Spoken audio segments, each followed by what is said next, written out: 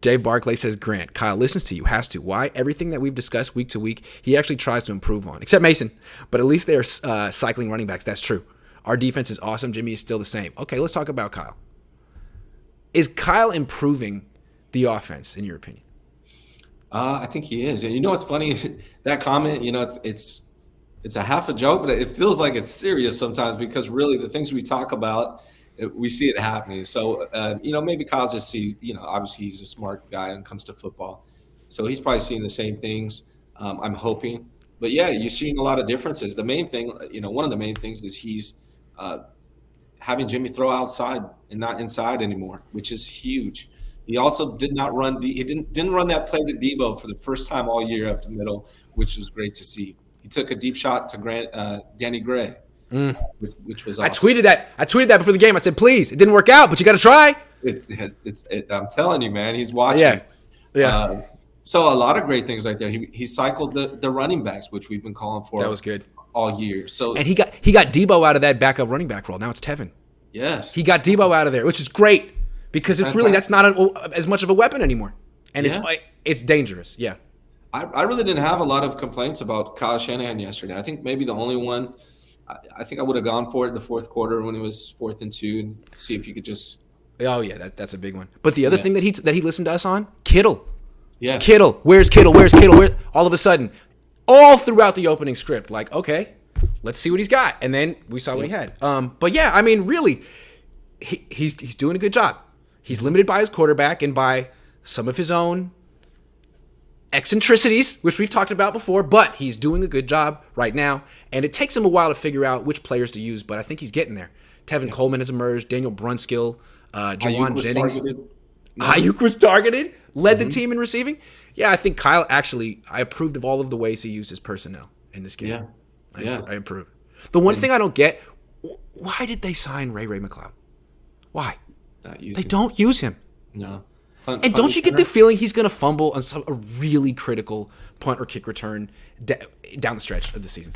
I just get that feeling. He's going to end up being Kyle Williams 2.0. They don't use him. Yeah, they don't. I don't get it. Yeah, that'd be another one that I'd love to see, and then Mason, of course. Mason. They need a short yardage back. Yeah. Because I don't think it's – I mean, Wilson runs hard, but he's not that big. Mm-hmm. And another thing that I think goes well, the leading yards per reception right now is actually Ross Dwelling. It'd be nice to see him in there. But the big one is Juice. Ross Dwelling, I think he had one target. But Juice is, if you look at the people that actually have multiple targets, Juice is the leading. I think he's at like 21 yards or something per catch. So I'm glad you brought him up because it's always annoyed me how Kyle uses check. You give him this money, you make a big deal about him, you call him an offensive weapon, he's a blocker for you. But when you throw him the ball, it's big play after big play, and they just don't do it enough. I feel like they're doing it at all the right times, especially the last 2 weeks. He's had big plays, I want to say, in the second half the last 2 weeks. Critical moments. So it's like, yeah, Kyle is improving the offense. He's doing a good job. I like to see Juice get. Once we brought up Sean Payton, he started coaching his ass off. I'd like to see 3 or 4 runs for Juice and at least 3 or 4 targets for Juice in the passing game every game. I think that would be a good thing for the 49ers. He does well. So. He's such a good receiver. Yeah. He is such a good receiver. And frankly, right now, I think he's a bigger threat after the catch than Kittle.